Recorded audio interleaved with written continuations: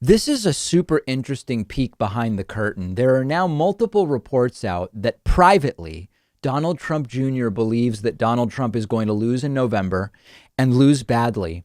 And fascinatingly, Don Jr. reportedly believes that not only Donald Trump, but Don Jr. and maybe other members of the family are going to be indicted and prosecuted if Donald Trump loses in November.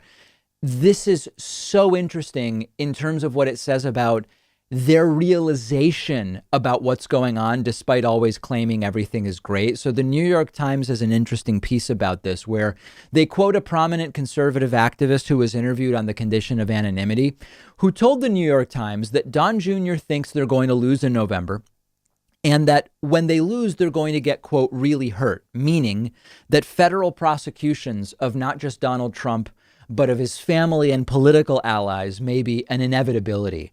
And according to the same conservative activist, Don Jr. believes that a Biden administration will not peacefully transition, but they will instead shoot the prisoners, was the term that Don Jr. used, although that particular piece was later denied by Andy Surabian, who's another Republican operative. So there's a few different things here. First, let's deal with the prosecution.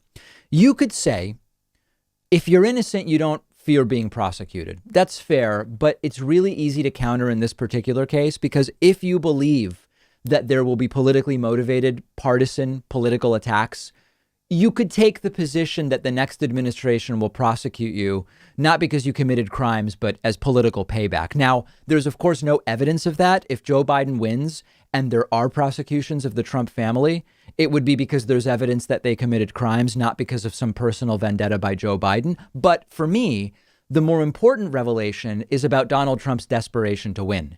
If Don Jr. really believes that there's a risk of prosecution if Joe Biden wins in November, that must be at least somewhat in Donald Trump's mind, at least a little bit. And it would explain Donald Trump's willingness to do anything to win in November. And we've talked about this before.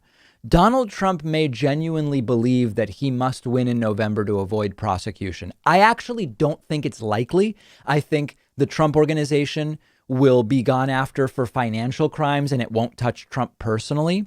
But if Trump thinks it's a possibility, he is like a cornered animal. That's the analogy we've been using. And cornered animals behave erratically. That tells us why Trump will use the post office and try to suppress vote by mail and try to close polling places and contest the election results and call it rigged and welcome foreign interference, because Trump may see this not just as fighting for his political life and his reputation as he may see it, but as the way to keep himself out of prison or at least out of a courtroom for the rest of his life. Now, just imagine, for the sake of following this, imagine if Biden wins and makes Hillary Clinton attorney general.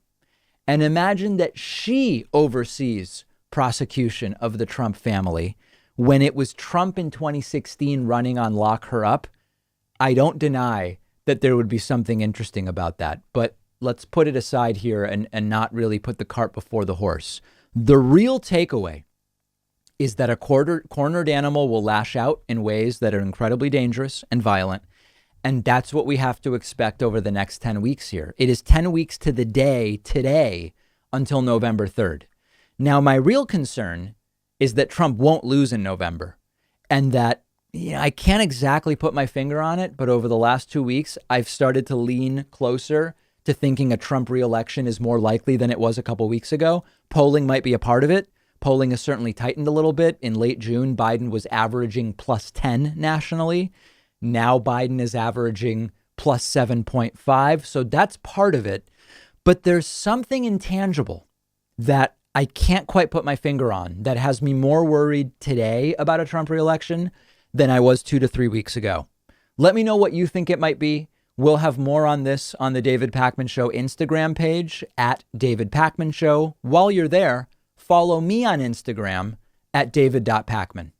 If you love feeding your intellectual curiosity, but you're always struggling to find the time, check out one of my all-time favorite apps called Blinkist. Blinkist lets you consume an entire book on your way home from work. They take thousands of popular nonfiction books, condense each one into text or audio that you can get through in just 15 minutes, and you get all of the important core ideas and information from that book.